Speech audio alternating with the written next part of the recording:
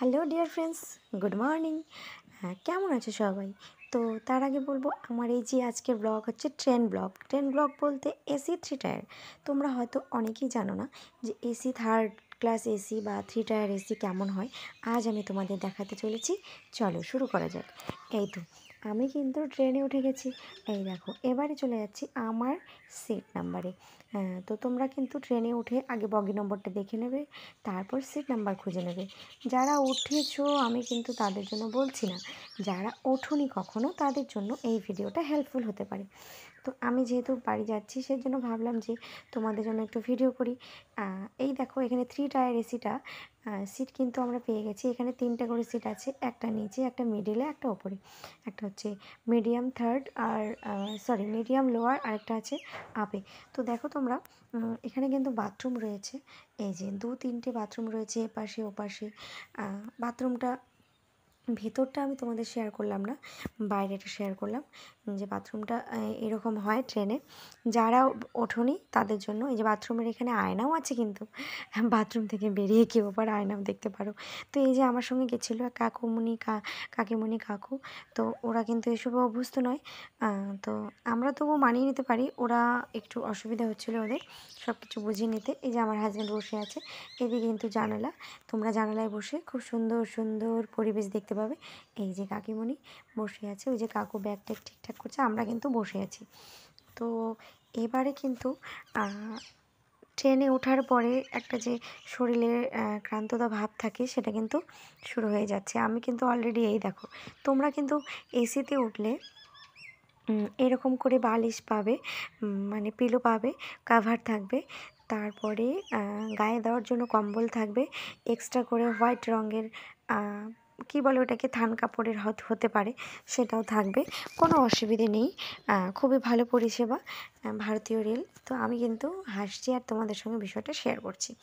তো দেখো বন্ধুরা, এদিকে সব কিছু কমপ্লিট হয়ে গেল আমাদের। আমার বর খালি সবাইকে পেরে পেরে দিচ্ছে, ও হেল্প করতে বেশি ভালোবাসে কিনা। তো ফোনটা কিন্তু আমার পড়ে গেছিলো, ওখানে রাখার মতো কোনো ব্যবস্থা ছিল না। আর ওই যে এক ভদ্রলোক দেখতে পাচ্ছ, উনি কিন্তু খুবই ভালো, নন বেঙ্গলি।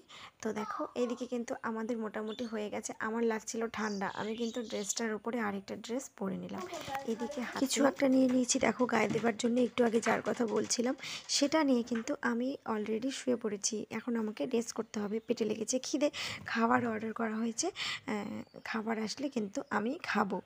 তো তোমরা দেখতে পাচ্ছ হয়তো, বা তোমাদের অনেকটা হেল্প হলো যে এই ভিডিওটা দেখে, যে থার্ড এসি কেমন হয়, থ্রি টায়ার এসি কেমন হয়। আমার চোখগুলো দেখো কেমন জানি হয়ে গেছে। তো এবারে কিন্তু আমরা এই যে খাবার অর্ডার করেছিলাম, আর তোমাদের দেখাচ্ছি এখানে আয়না আছে, এখানে এই যে জল বটল রাখার জন্য ব্যবস্থা আছে, এখানে চার্জার ব্যবস্থা আছে। তারপরে ওইদিকে ওপরে আছে বাঙ্ক। তারপরে এই যে এখানে বসে খেতে পারবে তোমরা, এখানে জল রাখার ব্যবস্থা আছে। সব কিছু ভালো লেগেছে আমার। এটা নিয়ে আমার থার্ড টাইম এসিতে। তো বন্ধুরা, তোমাদের যদি কারো ফার্স্ট টাইম থাকে তাহলে কিন্তু এই ভিডিওটা অবশ্যই দেখবে।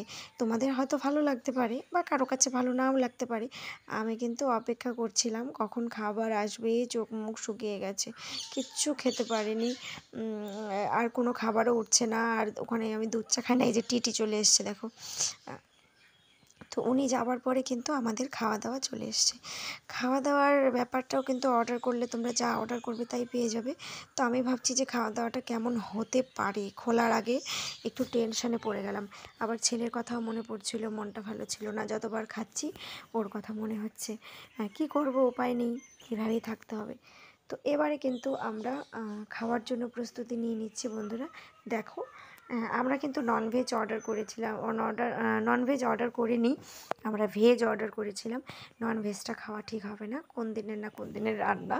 এমনিতেই আমি ট্রেনে খেতে পারি না। তো এই যে একজন দেখতে পাচ্ছ, এটা ওপরে চলে যাবে, ওনার বাঙ্ক ওপরে। আমরা তো 4 জন ছিলাম, তাই আমাদের সিটটা নিচেই পড়েছে, একটা নিচে একটা মিডিয়ামে। তো বন্ধুরা, এদিকে কাকিমণি কিন্তু খাবার খুলতে পারছে না, ওটা শুনে আমার হাসি পাচ্ছিল। উনি এই বক্সগুলো খুলে খেতে পারছে না, তাই আমি শিখিয়ে দিচ্ছিলাম যে এভাবে খুলতে হয়। আর কাকু কাকিমাকে খুলে দিচ্ছে, ওটা দেখে আমার আরও হাসি পেয়ে গেছিলো। তো এদিকে কিন্তু আমি তোমাদের সঙ্গে শেয়ার করলাম যে এখানে কি কি খাবার খাওয়ানো হচ্ছে, আমি বলে দিচ্ছি। এখানে আমাদের ভেজ সবজি ছিল একটা, ডাল, তারপরে ছিল পনির, তারপরে ছিল আলুর একটা সবজি, কিন্তু পনিরটাতে একটু বেশি মশালা মশালা ভাব ছিল, ঝাল ঝাল ভাবটা ছিল। আমার বর কিন্তু খাওয়া শুরু করে দিয়েছে, আর আমার কিন্তু খুবই খিদে পেয়ে গেছে। তো তোমাদের আগের দিন রাত্রে বলে দিলাম, তোমরা যদি এরকম কেউ প্রবলেমে পড়ো, কেউ যদি ভাতের পাগল হয়ে থাকো, তাহলে কিন্তু তোমরা আগে ওয়েটারকে বলে দেবে যে অর্ডার করার সময় যে 2 প্যাক ভাত দেওয়ার জন্য, 2 প্লেট।